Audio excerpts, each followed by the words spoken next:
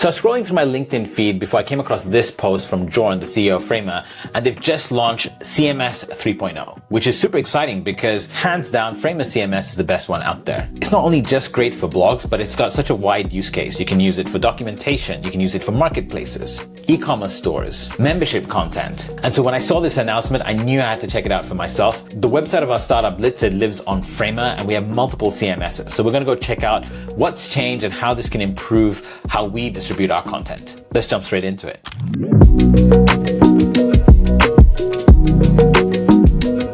Now, I already looked at the CMS 3.0 tutorial video, so I'm familiar with what's changed more or less, but it's great to get a feel for them, right? So we're going to jump into our CMS collection. We're going to start with blog. It's a very simple collection for our articles, and we'll get a feel for these. So one thing I noticed is that you can drag and move fields around now, which is really nice. So you can see over here, I can take any of these by the title and move them and reorder them instead of being kind of permanently set to the order of the fields that you have.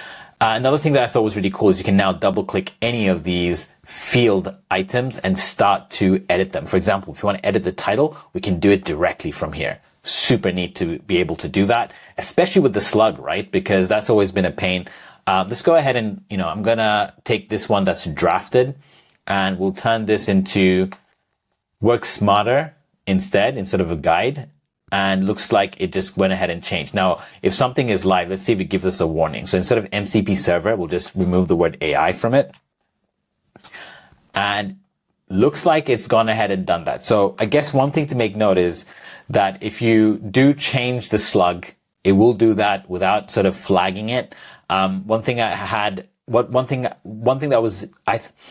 thought was nice to have, especially when you're working with a larger team, is that the slug is a sensitive thing to change. And whenever I would change it in the pane, it would give me this flag, which is still showing up in the pane. It just doesn't show up inline on the table. So maybe something that Framer should look at, right? Because these are more riskier changes when it comes to SEO and whatnot. But really nice touch that you can go ahead and update those. The other thing that was really cool is that we can now use keyboard shortcuts to move around fields. So this is just a much more faster workflow. And then from there, we can hit space and open the collection item pane with that field selected, ready to be edited, right? So that's also nice. And then when you're inside of the item pane, you can start to actually move, I believe, with the tab icon. Yep. And go through all the different fields and get updating just from keyboard interactions, right? So this is really neat if you're sort of a keyboard wizard and you just don't want to touch the mouse all the time and you want to be a bit more productive, then that's a nice touch. Apart from some of these fields, which are mainly sort of inline text edits, we've also got these drop-down switches over here for example, status. You can now switch directly from here between draft and live, which is neat. And I'm pretty sure if I select multiple of these, I tried this earlier. If I right click and then go to draft, it would switch all of them to draft at once, which is neat, right? So I'm going to do a Command Z undo. And likewise, every other field type is editable from the field directly, right? In addition to that, we also now have a created and edited fields that appear here in the table. So you can see when it was created, when it was last edited. So super neat. Now I do wonder with the new created date and time, could we actually use this? We can definitely sort by it, which is really useful. But I wonder also, could we, for example, use this to then make the blog navigation set by created date versus an ID? Notice how fields are now in this extra tab, which is a new update as well. And then you can switch across the collections from this drop down. This just makes the fields much more scalable and accessible. And so, yeah, that's a neat touch. But to my original point, ID is something that you can remove, right? So if I use it, field is currently in use, in page listed below, make sure to remove any connected fields in all pages before removing it, right? And then, so you have to actually remove it from these fields before we then remove it altogether. But if you notice the navigation here in this blog, in the CMS item page, template, we have this navigation, which is essentially set to move across ID. But if we could set that to now be created date, that would be much better, more efficient for us, instead of always having to come up with an ID name, right? So that's something we'll probably explore in this new setup. I won't do it in this video, of course, but it's something worth pointing out. And yeah, just to close off, the fields tab, super nice, super neat. I love how this is set out. I haven't been in the CMS for a while, and it's worth also pointing out there's a few new items in here that I haven't seen or used in the past. Gallery is one of them. I think we used to have color before.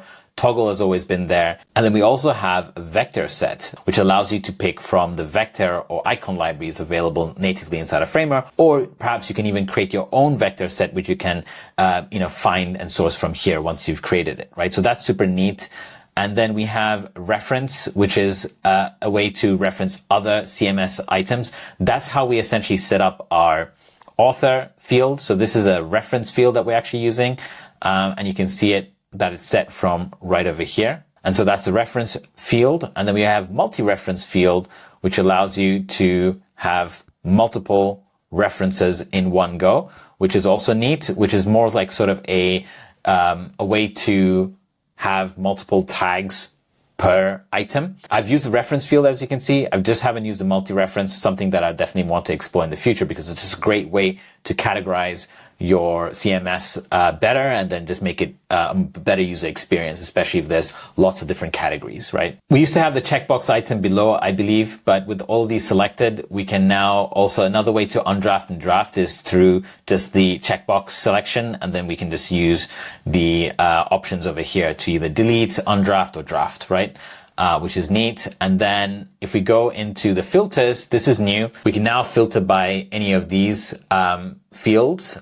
And let's say we want to filter by what's live. And then we can narrow the search down further by using search. And let's say we want to search something like MCP, and then we can see those articles related to MCP, right? Super neat. And last but not least, the big plus button, obvious, a quick way to add a CMS item, which you can then start working on. Another improvement that I saw in the tutorial as well is now you're able to folder up your CMS, right? Which is really neat because some of our CMS collections are related to another CMS collection, like I showed you earlier with the reference field for authors. In the same light, Pomodoro images and soundscapes and music are all sort of grouped together. So what you can do now is add, I believe, a folder. So a collection folder. For example, we can call this collection folder blog, and then we can drag and drop the actual blog CMS into this, and then drag the authors into this as well. And then we can also add another collection folder for our Pomodoro, which is our free Pomodoro tool, which you can go ahead and check out. But essentially in the tool, we have Pomodoro images that allows the user to select any backgrounds that they want, just creating a beautiful custom workspace. We also have soundscapes as well in that, if you want sort of background sounds like a cafe or wind or fireplace. We also have music. So all these collections are essentially part of one experience. So this is a really smart move by Framer to group these together. In a similar way, we have a whole social proof group of items too, which takes into account the testimonials, the social icons of where those testimonials come from. So that kind of now has made the experience for collections much better. Any of our team members coming into this will know that these are all related together. So great move by Framer with that new update. So super cool UX updates for the latest Framer CMS 3.0. But what I'm particularly excited about is that I think there's a great step forwards in the agentic AI future that we're approaching, right? With this level of fidelity, being able to efficiently move across CMS item fields, having the fidelity of being able to select individual item fields and retitle them, retitle the URLs, access the panes for better control. This is perfect for agents to take more control and not make mistakes. I think the better interface and tooling you give your agents, especially if it's something like OpenClaw or, Claude Cowork, you do need the UI surface area for the agents to work efficiently, right? And not have things sort of nested and buried. And I think this is what's really cool about this, is that with inline field editing in the table, with multi-selection of individual field items, with being able to switch between draft and drive from the table itself, and all of these controls, you can potentially give your agents more control. And on top of that, Framer will be launching also their own MCP server. Now, I have spoken about this in the previous video where I use a Framer MCP plugin, which is not built by the Framer team natively, but by a Framer plugin creator, right? And the MCP system was efficient enough to do some basic tasks, but it did overclock when you started to give it more complex tasks. But the great news is that the Framer team is addressing this. I'm part of the beta group where we've got access to the early version of the MCP server, and this will allow you to plug in your own LLMs so that you can work more efficiently across your Framer projects. And I'm really excited about this because if you combine a robust MCP server built by the Framer team themselves with this CMS, with Framer's amazing design tooling, there's nothing stopping you from building anything you imagine, leveraging your agents to do 90% of the heavy lifting, and then you can come in to make those finer adjustments and tighten up your work, right? And that's where I think we're rapidly moving towards. I truly believe that AI agents is going to be a fundamental workflow for us as designers. If you've been following this channel, you might have noticed that I've been talking a lot about this. And so I guess my message here, if you're a designer, if you're a creator, absorb all of this, right? Take part not just in the aesthetic part of the workflow and pixel pushing, but also trying to empower your workflow using AI agents to help you with the heavy lifting. So pay attention to the space. That's it for this video. I hope you enjoyed it. I'll catch up with you in a future one. And of course, never stop building.